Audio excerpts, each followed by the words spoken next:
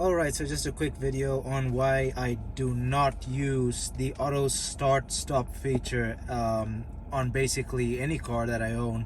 This one is a 2013 BMW X3 xDrive 28i, and this model is known for a timing chain problem, and that ties into one reason why I never use the auto start stop feature. Basically, it stops the engine when you're at the basically stop the car at the light, and then it quickly starts it up once you start rolling again, once you tap the accelerator. Now, the first reason you don't want to use this is for obvious reasons that it's going to wear out your starter mode. If you didn't know this already, it's common sense. The more times your car is started, the more wear it puts on your starter. So I don't use this. The first reason is because it just puts unnecessary wear on my starter. And the second main reason, of course, is like what I said, it ties into the BMW X3, this model, 2013 model, especially with the straight 4 BMW N20 engine. This engine is known for a serious timing chain problem, and each time your car is started up, not only does it put wear on the starter, it also stresses out the timing chain.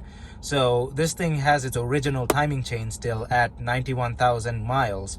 So I don't really want to be putting a lot of strain on a faulty designed timing chain setup. The plastic rails that basically hold the timing chain shape in place, or the guide rails, basically, they are defective. The plastic composition, they mixed it up, and those rails are kind of brittle, so they messed up the plastic composition on that when they designed this thing. So the the timing chain on this engine is already a problem. Mine is not affected by this because the previous owner has maintained this car really well, and so do I. However, just putting extra wear on it is unnecessary, and that's one other main reason I do not use the auto start stop feature. It's because it actually puts a lot of unnecessary wear and tear on your timing chain as well as your starter motor. So yeah, that's one reason those are the two reasons I never use the auto start stop. If you're really concerned about fuel,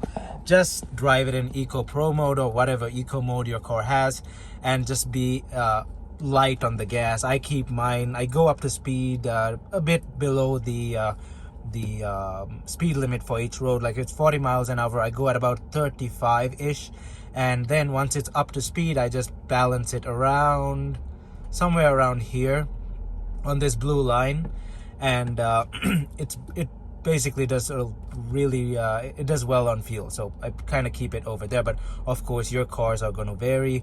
If you have this model, a specific model, or an identical BMW, you want to go up to speed and keep it somewhere around here. It will maintain that speed. So yeah, you don't really have to use the auto start stop thing. It's unnecessary. It just wears out your starter motor, and eventually it's going to wear out your timing chain, and you do not want a timing chain to snap on an interference engine where the valves and the pistons will, well, basically the pistons will slam against the valves and destroy the engine. So yeah, that's just my two reasons why I never use the auto start stop feature on any of my cars. So yeah, just a quick video to explain that.